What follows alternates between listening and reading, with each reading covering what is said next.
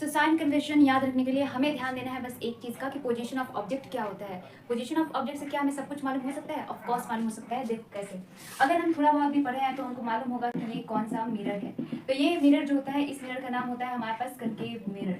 एक एक करके दोनों मिरर की बात करेंगे। यहाँ पे एक स्ट्रेट लाइन ड्रॉ करते हैं और इस स्ट्रेट लाइन का नाम होता है प्रिंसिपल एक्सिस। इस स्ट्रेट लाइन का नाम होता है प्रिंसिपल एक्सिस। अब सोचो, सेंटर ऑफ कर्वेचर किधर? कनकेव मिरर के लिए सेंटर ऑफ कर्वेचर इधर होता है। फोकस किधर होता है? फोकस इधर होता है। कनकेव मिरर के लिए ऑब्जेक्ट किधर होता है? तो कनकेव मिरर के लिए ऑब्जेक्ट हम इधर कहीं पे भी ऑब्जेक्ट बना देते हैं। तो कनकेव मिरर के लिए ऑब्जेक्ट ठीक उसके सामने होता है, मतलब ये रिफ्लेक्टिंग सरफेस के सामने ऑब्जेक्ट होता है। तो यहाँ पे हमारे साथ एक बड़ा सा ऑब्जेक्ट रख दिए। अब देखो, इस बात का ध्यान रखना कि ऑब्जेक्ट जिधर होगा वहां उधर हम नेगेटिव लगाएंगे। जहां भी ऑब्जेक्ट रखा जाएगा वहां पे नेगेटिव आ जाता है। तो ऑब्जेक्ट यहाँ है, मतलब यहाँ पे जितना कुछ आएगा इस साइड, मिरर के इस साइड जितना भी आएगा वो सब क्या हो जाएगा? नेगेटिव आ जाएगा। और जस्ट मिरर के अपोजिट साइड जितना आएगा वो क्या हो जाएगा? पॉजिटिव हो जाएगा। तो कनकेव मिरर के लिए ऑब्जेक्ट किधर? मिरर के सामने। तो यहाँ पे जितने भी आएंगे वो सब नेगेटिव और इधर जितने आएंगे तो सब पॉजिटिव। तो बताओ u का वैल्यू नेगेटिव होगा कि पॉजिटिव? u मतलब ऑब्जेक्ट का डिस्टेंस। तो ऑब्जेक्ट किधर है? इधर है, मतलब ऑब्जेक्ट का डिस्टेंस u होता है। तो u क्या आएगा? नेगेटिव। तो कनकेव मिरर के लिए हमेशा u का वैल्यू नेगेटिव होता है।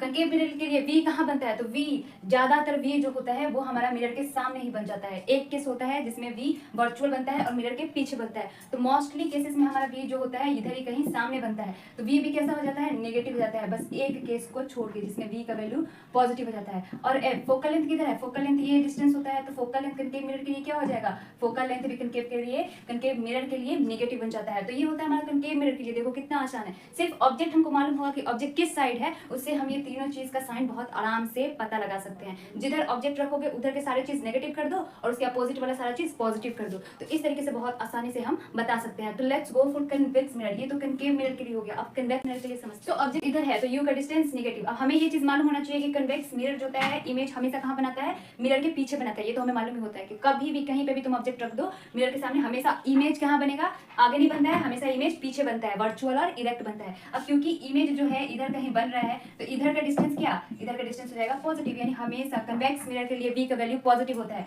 अब बताओ f किधर है? f इधर है या फिर f इधर है? तो f हमारा इधर है, तो f का वैल्यू कैसा आएगा? पॉजिटिव होगा। तो ये होता है हमारा sign convention for concave mirror and convex mirror, जो कि बहुत आसान है और सिर्फ ऑब्जेक्ट का लोकेशन देख के हम u v और f का साइन कन्वेंशन बहुत इजीली कर सकते हैं। सो अगर